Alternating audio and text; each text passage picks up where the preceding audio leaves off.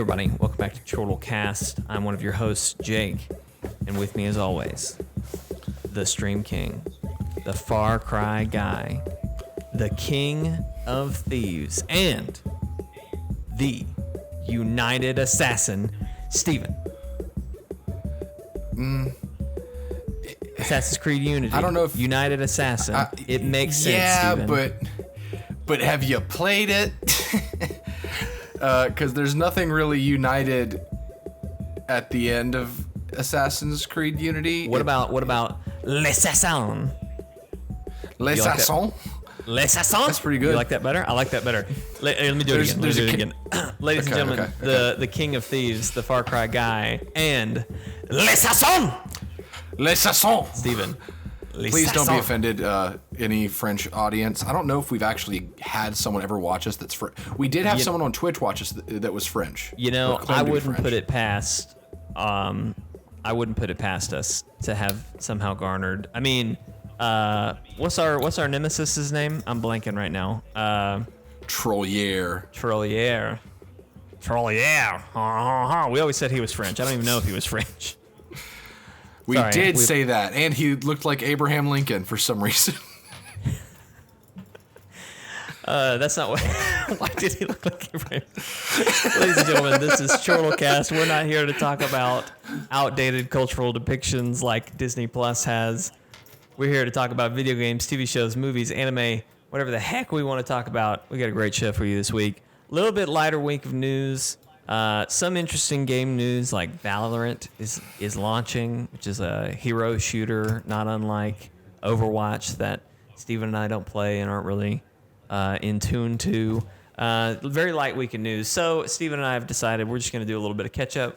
We're going to just do a little hangout sesh. It's going to be a very chill podcast. Steven's been playing some Division 2 PTS, public testing server. So he's got some stories there. Been playing a little bit of BattleTech. He's going to talk about that. I played a VR game last night. I've been playing a lot of BattleTech. He's been playing a lot of it. I played a little VR game last night called Virtual Reality Virtual, I think. Something like that. VRV sounds right. Anyway, it was very interesting. And then isn't that an anime streaming service? I think that's VRB. Verve? No, it's Verve. Maybe. Yeah. No, you're right. VRB. Maybe that's. I'm mixing the two. Anyway, it was a weird virtual reality game, but I liked it. And then we're just gonna hang out, chat, all that. But first, we've got a little bit of housekeeping. If you've been with us for a long time, you know that we just kind of do this. This is not a full-time gig for me and Steven. We just kind of do this in our free time. We do this to hang out with you guys. We do this to get together to hang out, and we've been experiencing a lot of growth recently. We've gotten a lot of new subscribers, so thank you, new subscribers. But we've kind of felt like there's been a decline in engagement. We're just not seeing as many comments as we feel like we used to, and that sort of thing. And we're not sure if that's us or what's going on. So we wanted to put out a call to new subscribers, to old subscribers, anybody who's been watching us. If you join our Discord, you can get to that in the description of this video. But I'm sure if Kalen's watching live, he's one of our mods. He'll put the link in the description, or he'll put the link in the chat. Anyway, go there. We've got a channel that's for game recommendations that we've kind of just had as like, if you've got a game you think we would like or would want to see us play, you can put it there. But anyway, we're looking for any kind of suggestions, constructive criticism, or just general thoughts of what we could do better to better serve and entertain you guys. We're open to suggestions, big, small. Steven and I just talking about this, like what times do we stream? Like, we normally stream like 7 o'clock Central Standard Time or like later in the afternoon, but like, would you rather do a morning or a mid-afternoon stream? Like what, even details as small as that. We'd love to hear some feedback from you guys and that sort of thing. But anyway, just whatever you got, we'd love that constructive criticism there. Obviously, some things we may not be able to do. I'm sure a lot of things will be, do more reviews or do stuff like that. And, we're trying to do that with the Forward Compatible series. It's kind of our review series that we do. We think that's going well.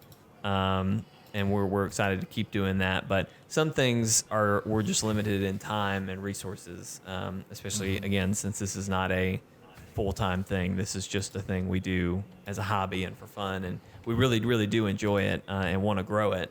But anyway, you get what I'm saying. You know what I'm saying. Steven, they know what I'm saying. They know. They know. But anyway, go there, get to the Discord, and jump into the game. I think it's called Game Recommendations. Just jump in there. Game podcast recommendations, I think. Yeah, something like that. Just jump in there, give us your thoughts and all that. So, again, before we really start catch up, there is one just teeny tiny little news story that I want to touch on. Ghost of Tsushima, Steven, a game that we're both very excited about and that I have claimed to be the first to live stream since it's aired, and now you have come in and said, "Oh, I want to live stream it first." Whoa! I was asked if I would be streaming it, and I said, well, "I don't know. I'll have to talk to Jake about it." I may have said that I'd probably have to fight you for it, but there will be no. Jake's fighting. not letting me stream it. There will be no fighting. Don't let this injustice be done. To be fair, I said he could stream it. I'm just streaming it first. All right, that's all I'm saying. We made an agreement back when it was first shown at E3 2018. Yep. We made an agreement that I got Spider-Man and that Jake got Ghost of Tsushima, which was totally a fair trade. And what that means is that Jake streams it first and has first dibs on if he wants to be the Ghost of Tsushima streamer for the channel, just like I was with Spider-Man. I mean, I'm cool with Steven streaming it too, but I just want to go first. You know what I mean? And I want to be able to continue streaming it. But I don't care if Steven doubles down. I just don't want to be the double downer. You know what I mean? I'm not going to be that person that doubles down, all right, and replays what you've already replayed. All right? Okay. So it's okay to have seconds as long as I'm the one that's getting the seconds. I mean, I'm just saying, I don't want to be the one getting the seconds. Anyway. One of the things last week we talked about, there was a state of play that showed a lot of new information, and we talked a lot about that last podcast. But one of the questions that we came out of that asking and talking about and having a pretty good discussion, I think, was how is the morality system going to work with Samurai Ghost? Is Ghost going to be the bad or dishonorable route that, if you play like a ghost, it's you're going to get the bad ending or whatever, and then if you're a samurai, you're going to get whatever? It's going to be dishonorable, but... But is it the morally wrong thing? Yes. That's the question. So anyway, that was a question we had, and we kind of were assuming that it was black and white, ghost, samurai. But Sucker Punch has come out and kind of answered some questions to different medias and whatnot. But basically, they said, and I'm trying to get to the quote here. We thought about a morality meter because we had a karma system in Infamous, but we realized it was more important to us that we wanted to tell a human story of someone who is this way and has to evolve into something else versus transform completely into something else. He doesn't flip-flop back and forth. It's muddled. Or it muddled it up for us. We really wanted the story to reflect his transformation. So basically, what they're getting to is they had player. Hang on, let's see. Yeah, so basically, they don't want it to be this black and white story. They want to tell Jin's story and show how he had to, kind of like what you were talking about, Steven, last week, of how he has to evolve to protect his homeland, and that doesn't necessarily mean that it's bad, or evil. It's kind of like what it reminds me of, and this is going to be a weird deep cut, but Watch Dogs 1 and its morality system. Yeah. Mm-hmm. Because Aiden was never changed, but the city's perspective of Aiden did. Right.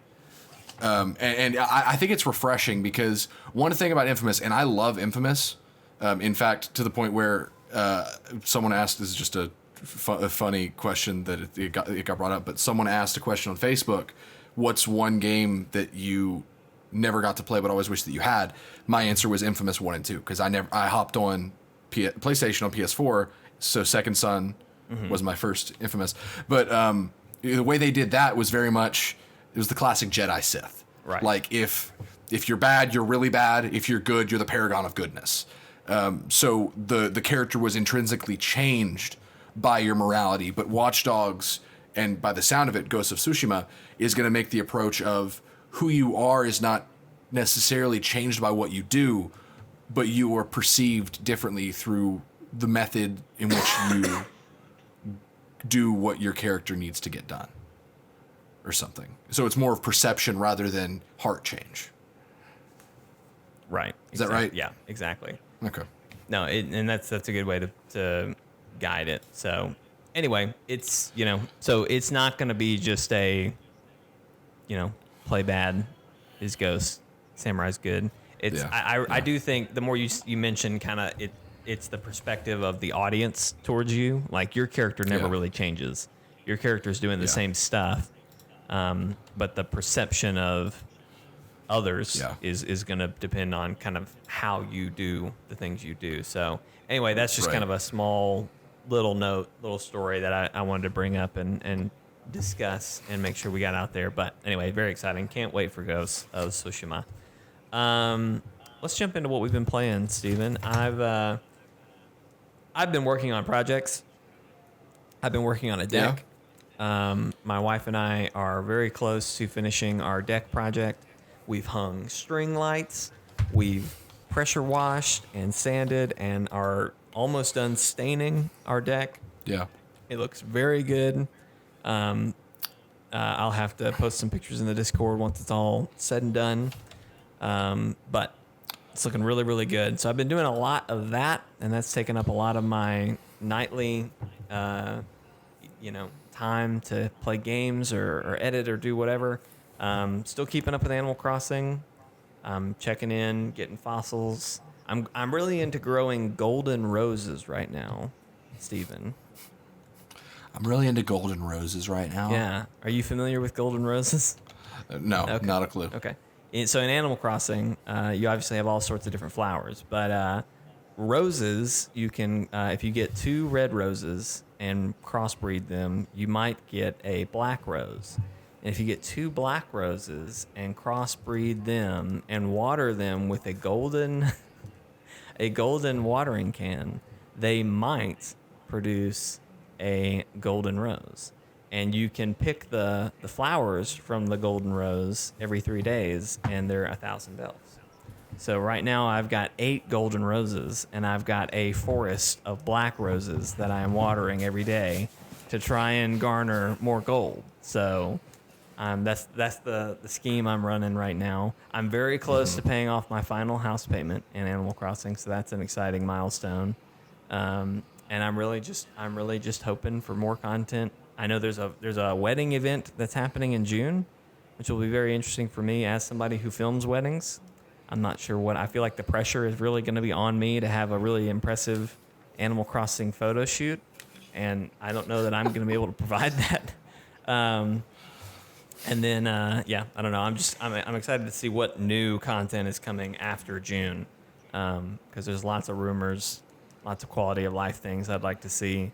But I'm afraid that once I've paid off my house, I'm gonna just not have the drive to continue playing as vigorously as I am. So I would love something else to pop up to make me need to really continue. But I don't know what that is. I don't know what that looks like. But I'll go ahead and talk about my VR game because I just don't. Or do you want to? You've got 2 things. Why don't you jump in with one of yours and then I've got like 3 things. All right. Well, we'll talk about something and I can break you up in the middle with my little VR game. So there's this game called The Division. Yeah. You may have heard of it. Never heard of that. What is it? Wow, that's really it's a long surprising. Story. Yeah. So The Division 2, ever since Warlords came out, Warlords was a great change, and I've talked about it in a lot of different places. But unfortunately, they did not learn their lesson from year 1 of Division 2 in that they still didn't seem to know what exactly they wanted to do. So the past 3 months, or season 1, has been a lot of maintenance, like trying to fix problems because they didn't do a PTS for Warlords of New York. So when they released it, it had not been tested by the public at all. So they've been doing a lot of 2 steps forward, 1 step back. In some cases, 2 steps forward, 5 steps back. Right. But the game is in a good place right now. And it's about to be in an even better place because Title Update 10 is coming soon. Which is going to be probably late June or July, early July, something like that. That's going to be right around the raid. The new raid's coming. Which, by the way, I didn't get to mention this, I think, last week, whenever that was. We finally beat Boomer. Y'all beat we got the second boss, right? Is that what he was? The first boss is what kept blocking us, but we finally beat the first boss, and then we beat the second boss in the same attempt. The third boss is where we got stuck because we just didn't have the drive from everybody to keep trying. Gotcha. But we finally got Boomer. It was pretty good. But the new raid is coming soon, and so they're doing Title Update 10, and I read the patch notes, and it's so many good changes. Like, possibly the best update that Division 2 has gotten is what this sounds like. And they are doing a PTS for it. And they were like, hey, if you have Division 2 on PC, you can be part of the PTS. And then I was like, I've been playing Assassin's Creed Odyssey and Assassin's Creed Unity on Uplay Plus this whole time. I wonder if I have access to the Division 2 PTS. And guess what, Jake? I do. You do. I'm so proud of you. So what the PTS, what happens in the PTS is you log in basically a separate build of the Division where the update is live, but nothing you do carries over to the main game. Right. And you can just you go to a vendor, and the vendor has the new toys to play with, like the new exotics, the new gear sets, and everything. And so you can go mess around with that. And so my thought was, it's a PTS, it's a separate server. So what they'll probably do is they'll make it to where when you launch it, you don't have your character from the main game. It just gives you a randomly generated level 40. I was wrong. It gives you your character? Well, if you're like me and haven't played Division 2 on PC yet, it makes you create a new character. Oh, no. So guess who's been playing through the Warlords of New York campaign for the 3rd time by himself on the PTS, something that's not permanent, just so that I can get to try these new gear sets and exotics, just for all of my hard work to go away when the PTS closes. Oh, gross. Do you get to at least, like, carry that PC character over to, like say the next update comes out and they do a PTS? I have no idea. Oh, gosh, Steven. That stresses me out. I'm like, Yeah. I've got all kinds of anxiety right now. Yeah. But I got level 40 right before I called you, actually, to record this podcast. Finally got to level 40, so I can head back to DC, talk to the vendor, and try out the new toys. They've got some really cool stuff coming. There's a gear set called Future Initiative, which is what I've been waiting for. It makes it to where when you heal somebody, you send out a heal that is 60% of that value to yourself and everyone within 5 meters of you. So you basically can double heal, and you can be like a healing skill yourself. Which is really cool. So you're like basically a beacon of heals, but it also increases team damage. So it me. They're doing a gear set that's focused on conditions. They're doing a gear set on just tankiness. There is a exotic they are releasing called Ravenous. And Ravenous is the reason that I'm trying so hard to get to try these exotics, because it's going to be raid locked. So I'm never going to get this gun. But I get to try it for free. Right. If I get to it in the PTS. Ravenous is a double-barreled not marksman rifle, DMR rifle. So it's a single-shot rifle, but it fires out of 2 barrels. Like each trigger pull, both barrels fire. And it's so weird because depending on what shoulder you're switched to, you put a primer on the enemy. So let's say you're firing to where you're over the right shoulder. So like what most games are in third person, where you're aiming and then a lot of your view is to the right. when you fire at enemies that way, you prime them with offensive primers. But when you fire from the left shoulder, you hit them with defensive primers. Right shoulder shots detonate defensive primers, and left shoulder shots detonate offensive primers. When you detonate offensive primers, you do an explosion that does a percentage of your weapon damage for each primer put on them. When you detonate defensive primers, you get bonus armor based on the percentage of how many primers you put on them. So it's just going to be the whiplash gun where you're just pop, pop, pop, right shoulder, then switch to left shoulder, pop, pop, pop, and then just keep going back and forth. It sounds so stressful, but really interesting. And so I'm very excited. Very interesting. I like the concept. It's just going to be really weird to use. Because can you imagine aiming? Like you've got them on your sights right, but then you switch left. Like you're going to look in a completely different area and have to reset. Well, when you shoulder switch, it doesn't it does a good job unless if you're shooting out of cover and like you're at a wall and you're aiming around the wall. Yeah. That's the only time when you would have an issue with that. But if you're just popping over cover and then you shoulder switch, your aiming is still in the same spot. Okay, all right. Well, that'll help a little bit. But, I've got to say, I have been really impressed with Division 2's exotics. Like to me, they are on the level of good Destiny exotics now. To where when you have an exotic for the most part, it's really interesting. It changes the way you play. And I even gave crap to the Dodge City holster is what I call it. I think if you watch the video where Jeremy picks up Bighorn and gives it to me, I even said, because it's a running joke, it's like whenever we're like, oh, got an exotic, I'm just like, enjoy that Dodge City, because it's an exotic that no one uses. It's a holster that's like a cowboy holster. And what it does is, it used to be pretty good. It used to make your pistol amazing. But now, if your pistol is holstered, you get a charge every second that can max out to a certain point, and it makes it to where that charge is consumed the next time you fire from your pistol. So it's like a quick draw pistol shot. But it makes it to where that pistol shot does like 1,000% damage or something like that. So I thought about it and I was just like, holy crap. My DPS on like a strong LMG build, my True Patriot build that I've got, my DPS consistently, after like 10 seconds of firing is like 4 million.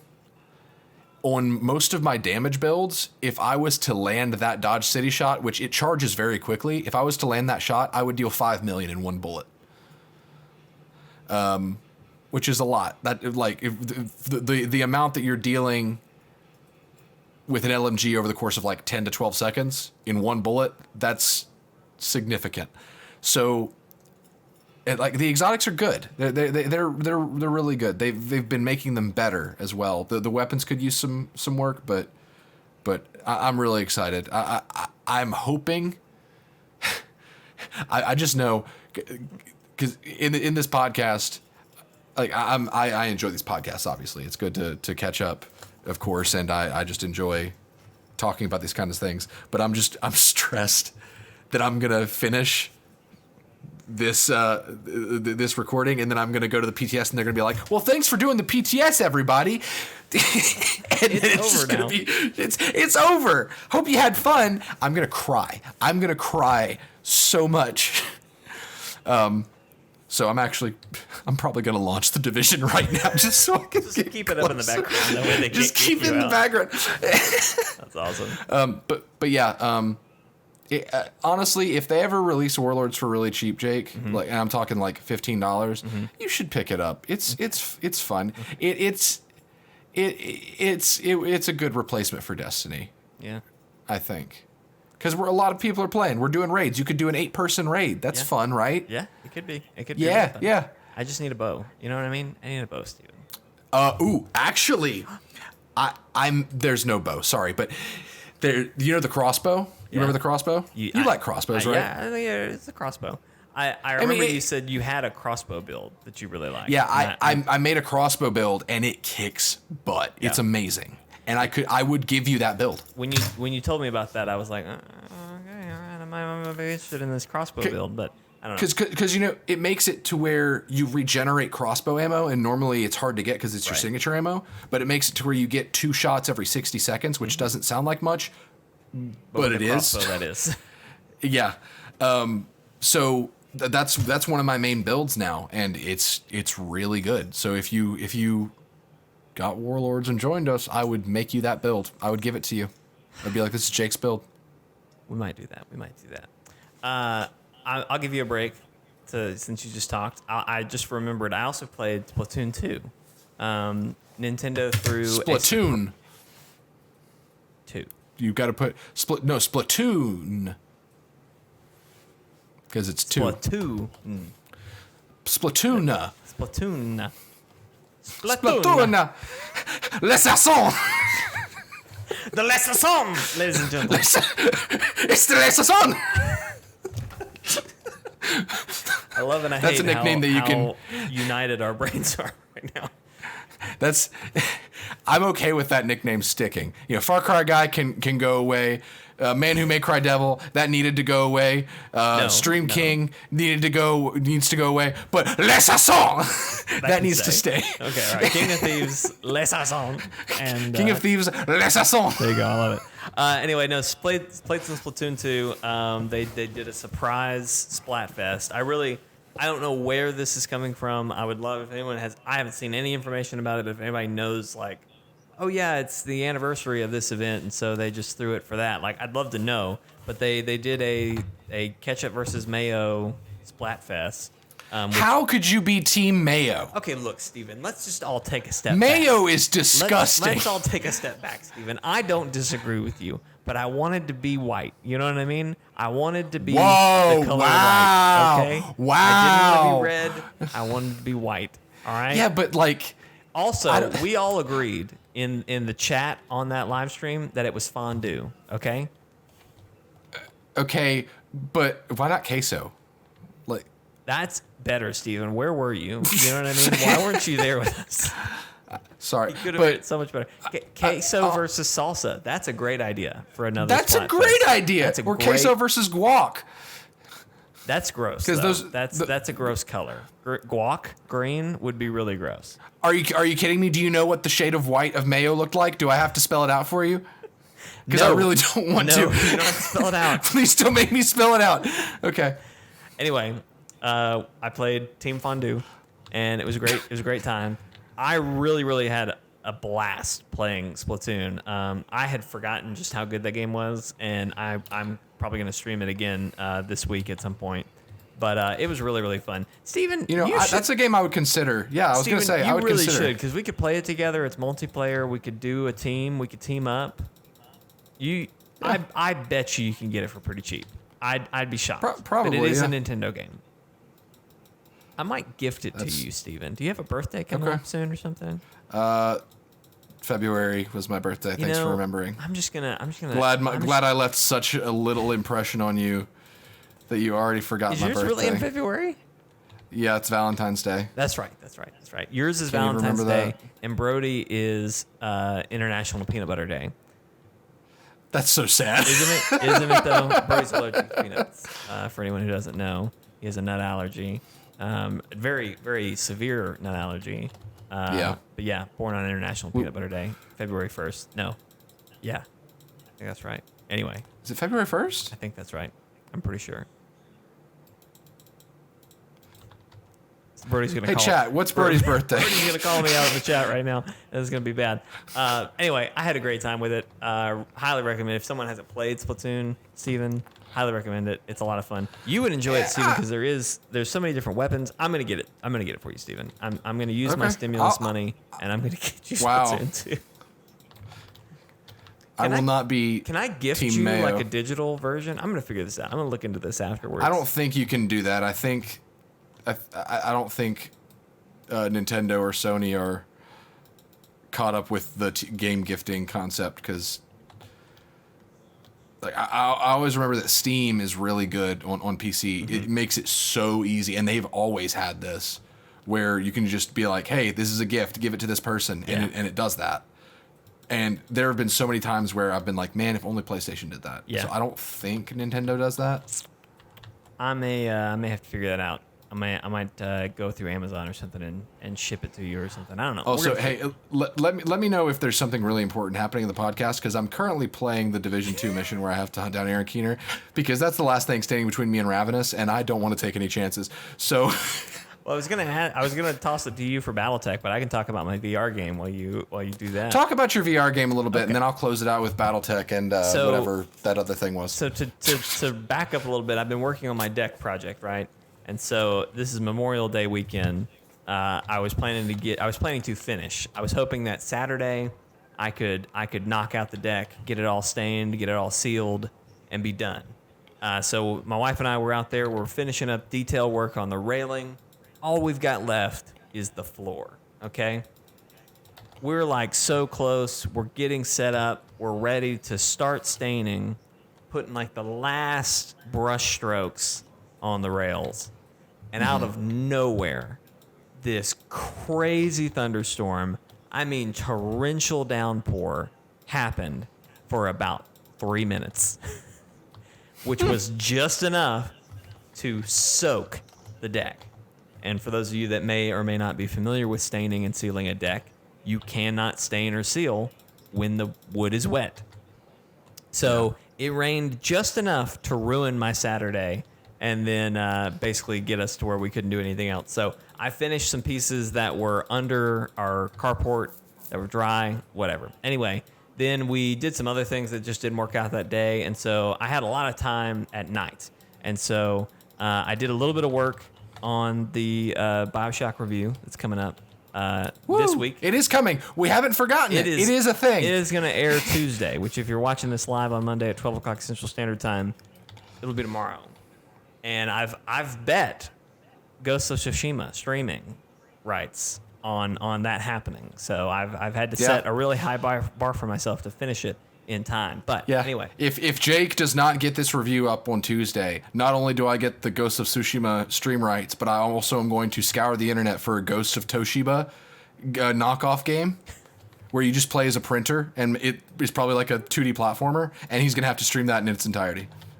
Honestly, if you found that, I would do that anyway. That sounds like a great... That sounds like something we should make, honestly, because we made that meme. Kalen, make it in dreams. Kalen. Oh my gosh, actually, but really though, Kalen, make that in dreams. Can you do that? Can you make a Ghost of Toshiba? That would be amazing. Just make it like super serious, but just make it a 2D platformer where you play as a printer. You're a printer with a katana. Kalen, that's a task. That's a task for anybody. Anybody who is familiar with Dreams can do that. We will play that. We'll play the hell out of that. Anyway, I digress. All this to say, I was looking for something to play, and I just wasn't in the right mood for anything. And then I kind of noticed, Iron Man VR, Steven, got a release date, and there's a demo for that right now. I need to play that. Yeah, it's about 15 minutes long, and you get a special Iron Man suit if you play it in the real game. Like I'm totally gonna do that. Yeah, because I'm kind of excited for Iron Man VR just because it seems like it'd be really fun, like a short, really fun game. I mean, yeah, if you got a VR, you might as well get it. You know what I mean? Yeah.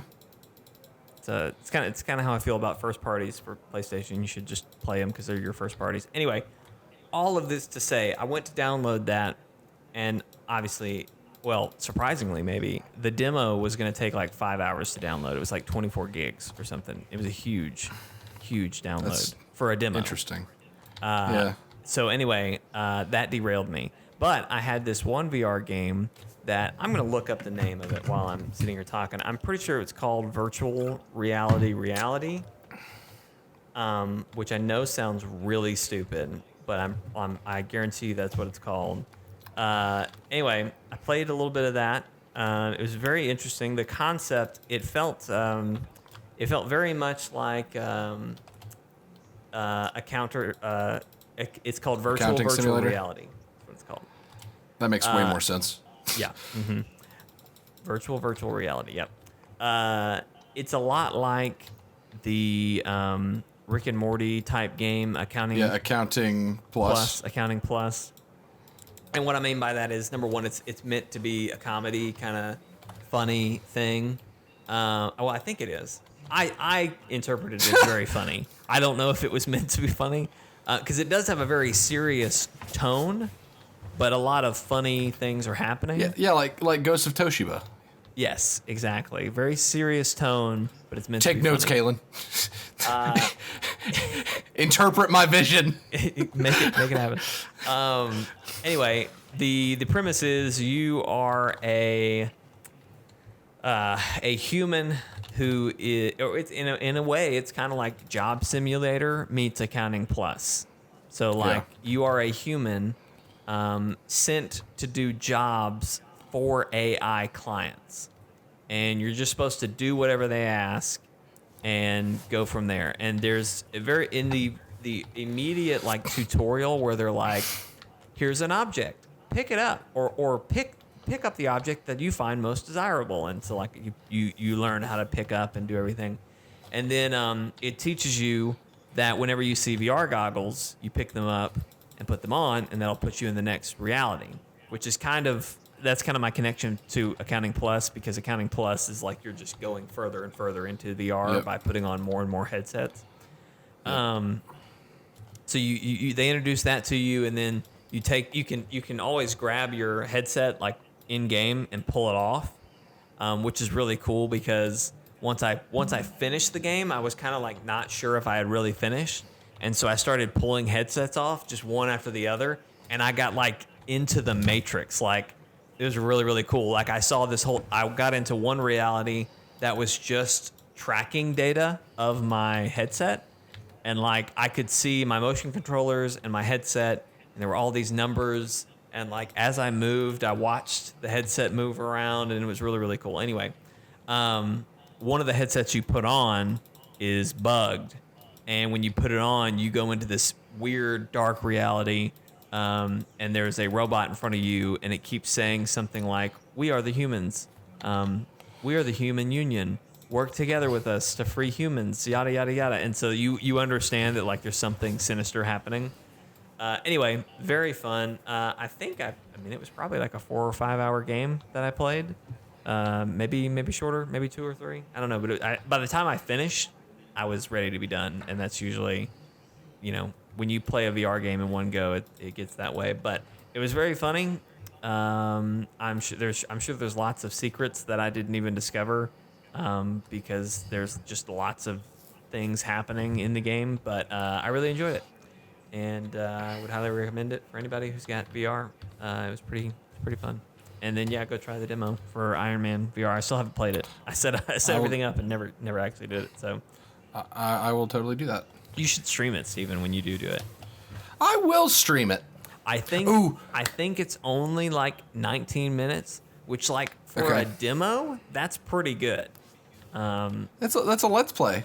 Yeah, I mean it would have been a let's play, normally. So yeah, I mean you could do a shorter stream and just call it. We could just call it a let's play.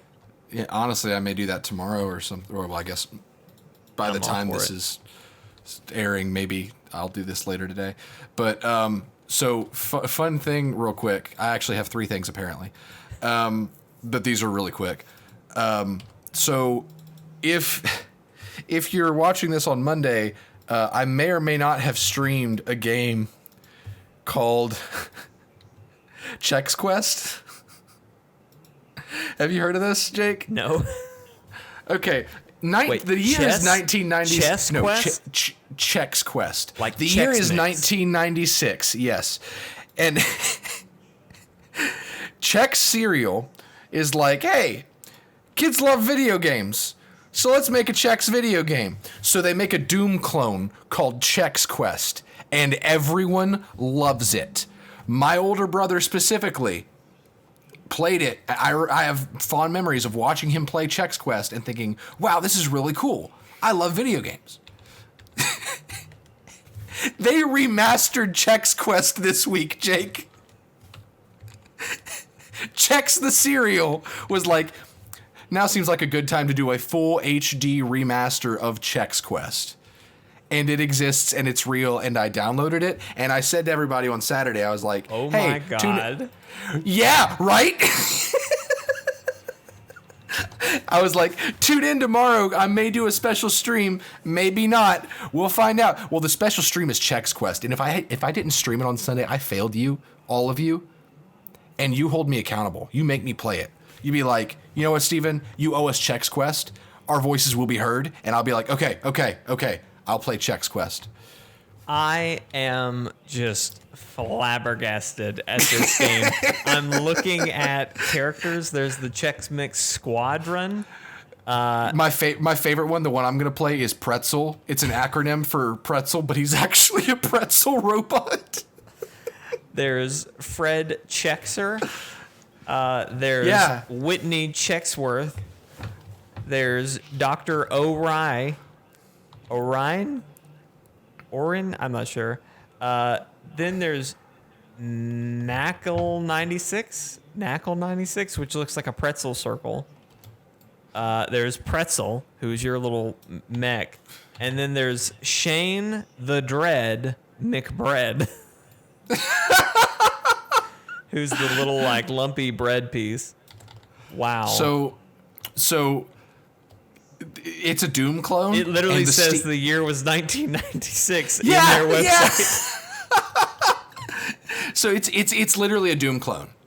But you are sending these green ooze aliens back to the dimension they came from, so you're zorching them, but your melee weapon is a spoon. So the Steam reviews, if you can find the Steam reviews like online, they're freaking hilarious because someone took like the poem of the Doomslayer from Doom 2016 and they changed it to be Chex Quest. Rip and Tear became Zorch and Spoon. I sort of hate everything about this. But like, of all the things to happen, why? But like, I'm so ready to play it because I never got to play Chex Quest. I only ever got to watch Andrew play it. So it's finally my time. 24 years later. Right? Is that math correct? Don't ask me math. I'm watching the trailer for this, and I'm still so confused. Do yourself a favor. Go watch the original 1996 intro. It's the funniest thing you will ever see. Oh wow! But real talk though, the remaster looks good. It does. It does look really good, actually. They put money into this, and it's free. I'm wow. Okay, Seriously, I cannot wait to watch this later. Or I might have already done this. Yeah, to go back and watch this. That's the thing about time. So, time's relative, everybody. We haven't all learned that in quarantine. I don't know what else to teach you. Yeah, no kidding. Seriously, though, go watch the 1996 intro. You will laugh your butt off.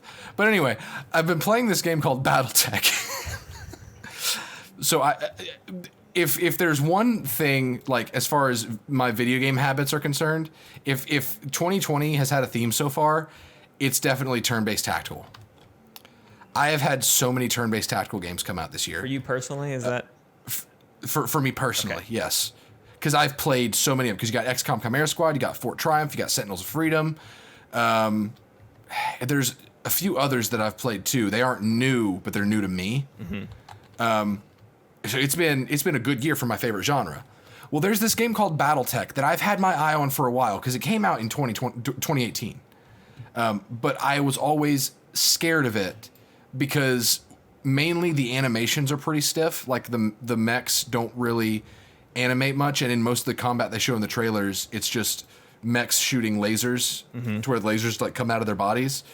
And so I was like, I don't know. It doesn't look as slick as XCOM and all that kind of stuff. Well, the Ultimate Edition or the Mercenary Collection or whatever they call it, which is the base game and all 3 DLCs, was on sale this past week for like $20. And I was like, you know what? I'm not really going to be buying many new games this year. Probably. I don't know. Just because $20 not going to end up being a lot of new games this year. Yeah. So I was like, you know what? Why not? Let's try it out. What could go wrong? And so I got it. And this game is so overwhelming at first. Yeah. Because it's like, all right, you got your mechs, and your mechs have all these individual body parts. The body parts have their own health bars. They can get breached in their armor, so the health bars can be the armor bars can be bypassed to go to the health bars. The direction you shoot at mechs is depending on where the damage is done. You can overheat. You can select which weapons you're firing and your payload, like all this stuff. And then there was the actual strategy layer where you have to budget things to where you have cost of living every single month. So you have to figure out what jobs you want to do just to make sure your mercenary company stays afloat. Mm-hmm. It's just all this stuff. And when I first started playing it, I was like, is this even fun? This just feels like adulting, but with mech combat every now and then. But then I got, there was a certain part in the game, and the story's actually been pretty good too, because it's based on I don't know if Mech Warrior is the tabletop or if Battletech is the tabletop, but it's based on the tabletop. So like the tabletop RPG where you play as a mercenary company with mechs. And so the story's been pretty good, but it got to a certain point when I started to get the hang of it and I started to understand everything, where it was just like, I adore this game. Yeah. And the whole reason I was able to get that far is because I realized once I got through the first 2 missions, you can customize your mercenaries just like you can customize soldiers in XCOM. So it was like, oh, okay, so I'm going to have a mercenary company that's all of my friends and family. Got it. So, Jake, you're in this. Just about to say, do I have a mech tech? You have so the pilots are what you can give names and everything. There are mechs that come in, like there's, for example, a Centurion is the name of the mech model that Andrew's character pilots, and it has certain, it's framed to be a certain way. It has certain slots for certain weapons in certain places, all that stuff. But you can train the pilots to be good with certain kind of mech loadouts. For example, my pilot is he has really, really high tactics and gunnery. So tactics makes it to where you have bonuses to indirect fire, and if I'm understanding it correctly, that means that he can volley missiles really well. Oh, that's cool. So I'm currently trying to salvage for him a missile boat mech, basically, to where it's just 2 legs with 2 giant missile racks, basically. And so I can sit in the back and just volley missiles everywhere. What I've designed you to be is high piloting, high tactics, where you also are good with indirect fire, but you have a light mech that can do jump jets really well. Ooh, yeah. So you can like jump up. You're like a scout. You can, depending on what mech I give you. I think I've been giving you a javelin because that's just a good missile scout. But the plan is for you to be able to jump in and out of combat and volley missiles as you do it. Ooh, I like this. So I've been trying to make everybody pretty balanced. Jeremy's is, of course, just give him the biggest gun possible and just have him lay waste. That's big Jeremy. Andrew's character, I made him a god unintentionally. He has high piloting, high guts, mainly guts, so he's a very resilient pilot. And the way the combat works, it moves slowly, but it's so engaging and intense because mechs can lose body parts. Ooh, yeah. And if a mech loses body parts, that means they have to be repaired.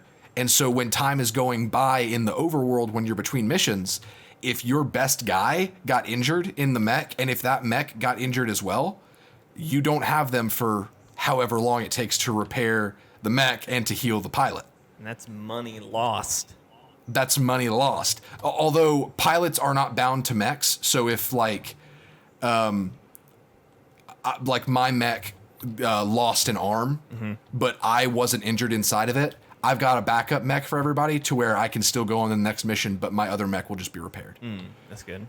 So anyone can use any mechs, but certain pilots are better for certain mechs. So... Oh, you've got to be freaking kidding me. Sorry, I'm still on this mission and it's glitched. So, Andrew's mech is the Centurion, and it's basically just like a big beefy mech that can throw some good punches, but also has pretty decent weapon slots for like laser weaponry and stuff. Can you give my mech a sword? No, but you can punch. I'm cool with that. Oh, I see what I did. I'm an idiot. So, Andrew's mech, to put the example how intense the combat can get, he is my front line. And he started to overheat a little bit to where he got too close on his heat level to where I didn't want him to fire his lasers. And he got his right arm shot off, which was where his main gun was. So he's surrounded by 3 mechs with a 4th mech kind of in the back. And I somehow, with the support of his team, obviously, but somehow Andrew in his Centurion, with one arm, managed to beat to death those 3 mechs. And then the 4th one tried to run, and I had him do what's called a death from above maneuver, which is a high risk, high reward, where they use their jump jets to jump really high, but then they just land on something. So I had him land on the 4th mech, which damaged his legs, and in fact, it blew up his right leg. But he obliterated the mech that he landed on. So Andrew was in the med bay for 24 days, and his mech was being repaired for a month. Wow. It even happened once where I was dueling. Like, I'm not very good up close. That's my pilot's weakness. I was dueling with another mech that managed to, both of my arms got blown off, and I hadn't gotten injured yet. So my pilot was fine. But the mech was in bad shape. So I lost both arms, and this mech was pretty low on armor from all the fighting. So I was like, well, I have no arms. So what else can I do? So I had my mech run up and headbutt this other mech, and I headbutted him to death. I love it. That's amazing. This game is so wild, and I would love to stream it sometime, but it's just, I don't know how fun it would be to watch streamed. But it is one of those games where it's like, it's so me. I think the XCOM series that we did was so engaging because we included characters from chat. And so people were invested in their characters. And I think we all got invested as we watched other people's characters. Like, who was the Irish one that we had? Colleen freaking O'Malley. Colleen O'Malley. Like, that was someone else's suggestion. And by the end of that playthrough, I was rooting for her because she was so cool. She was a legend. She was. She was a freaking legend. She was a legend. So I think, Steven, this could be that could be XCOM all over again. Just create a chat team with characters from chat. I may have to do that. I think it's hard to do that just because in XCOM you've got like an army, but in BattleTech you've got a group of mercenaries. So right now I've like maxed out, and I can upgrade this, but right now I'm maxed at having how many is it? 8 mercenaries, I think. It's a first come, first serve world, you know what I mean? Whoever's there on that first stream or second stream, they're gonna get in, There you go. That's the way of the world. I may do this. I think it'd be fun. So look out for that. Hey everybody, thanks for watching this episode of Chortlecast. We do hope you've enjoyed it. If you did, there's a couple things you can do to help us out. Number one, if you're watching on YouTube, you're already at chortlegames.com. You can like this video, share it with your friends, all that good stuff. If you're watching on Facebook, I finally figured out what was wrong with Facebook. And you can like this page. We stream to this page, so you can watch all our content there. And then we also live stream our content to Twitch. Facebook is at ChortleGames. Twitch is twitch.tv/chortle_games. You can watch all our live streams there. Facebook, I've been having trouble with the podcast because I just learned that Facebook has gigabyte limits on uploads. And our podcast is really, really big because it's normally like a 40-minute to an hour-long piece of programming. And it's really high quality. And it's high quality. So YouTube is probably the better place to watch, but if you prefer Facebook, I'm not, hey, that's the world we're in. I have been producing a lower quality version to go on Facebook. So anyway, a little inside baseball there. You can also follow us on Twitter. We're at ChortleGames on Twitter. We, tweet when we're going live and all that good stuff, and tweet our thoughts and retweet things that we're interested in, yada, yada, yada, all that stuff. Discord, you can join the Discord. There's a link in the description. You can get there. If you're watching live, there might be a link in the chat. One of our mods, Kalen, is pretty good about posting those when he's here. Yeah. And while I'm talking about Discord, again, we are looking for constructive criticism or suggestions on what we could do better or different, or pieces of content you guys would like to see.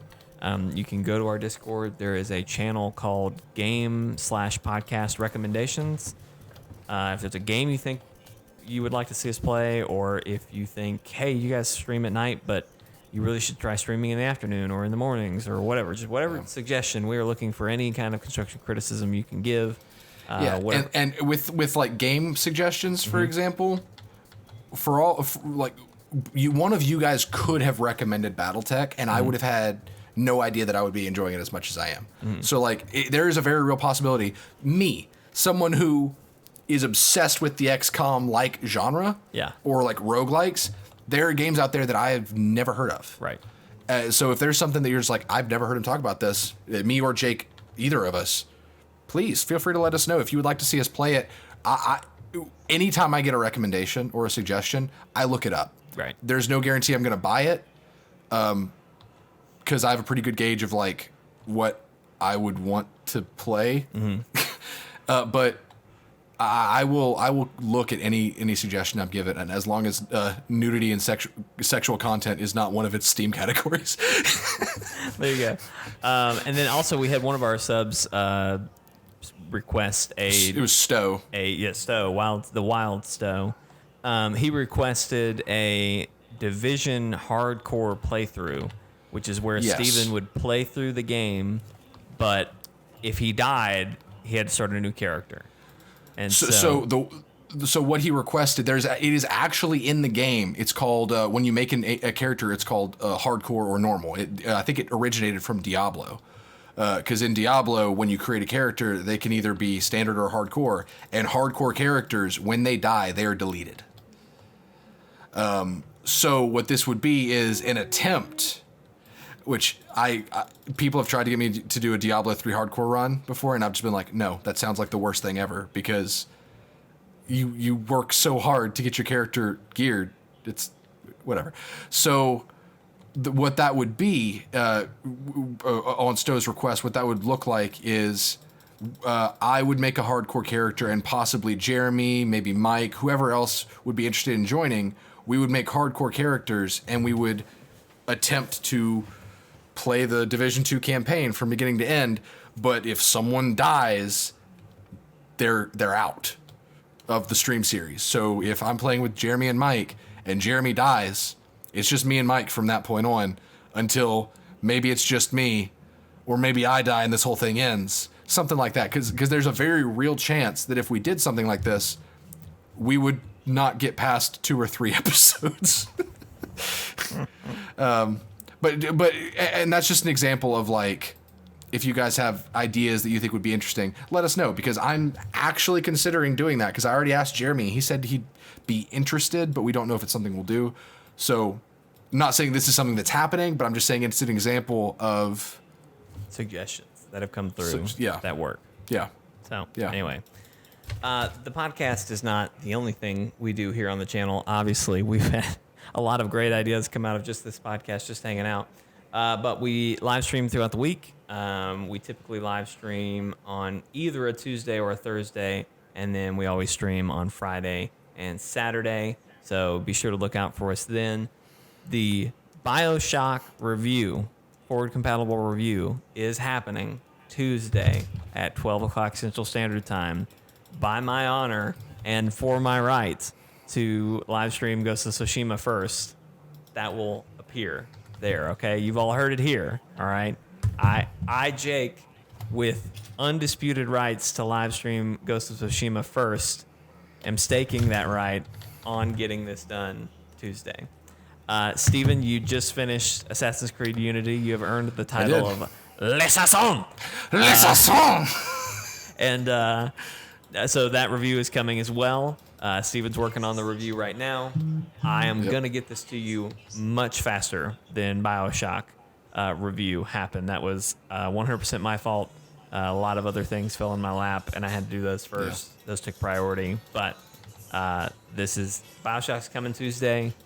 Assassin's Creed Unity is not going to be far behind it. So get excited for that. And then we have a very special, or at least I'm very excited about our forward compatible for next month.